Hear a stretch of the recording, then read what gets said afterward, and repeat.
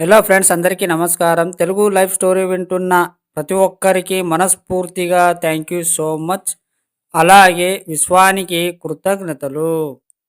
మీ జీవితం మారిపోవాలి, మీ జీవితంతో డబ్బు, సంపద, ఐశ్వర్యం ఉండాలి అంటే ఈ సబ్జెక్టు వినండి. పూర్తిగా స్టోరీ వినండి. అప్పుడే మీకు ఏదైనా ఒకటి ఆలోచన వస్తుంది. మీరు మార్చుకోవచ్చు. ధనం కావాలా మీకు? సిరి సంపాదలు కావాలా?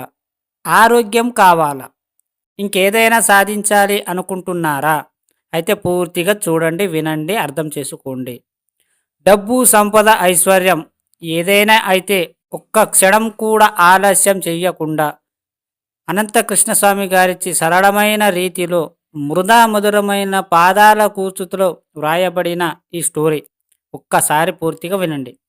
ఒక మనిషి ఏ విధంగా కోటేశ్వరుడు అవ్వగలడు, తనలో ఉన్న అంతర్గీతం నిధిలా ఎలా తెలుసుకోవాలో ఈ పుస్తకంలో ఈ పుస్తకంలో అద్భుతంగా వివరించారు. గురు ముకుత ఎంతో విజ్ఞానాన్ని నేర్చుకొని స్వయంగా ఎన్నో పరిశోధనాలు చేసి స్వీయం అనుభూతి చెంది స్వ అనుభవంతో ప్రపంచంలో ఉన్నటువంటి ప్రజలందరినీ అపార కుబేరులుగా తయారు చేయాలనే ఈ బృహత్తరమైన బాధ్యతని నెరవేర్చే సంకల్పంలో భాగంలోని మనీ మంత్ర పుస్తకం రచించారు అన్నదే నా అనుమానం. అతి తక్కువ వ్యవధిలో అత్యంత సమున్నత స్థాయిలో తలపెట్టిన ఈ మనీ మంత్ర క్లాసులకు దేశం విదేశాలకు నుంచి ఎందరో ప్రజలు స్వాగతం పలుకుతున్నారు.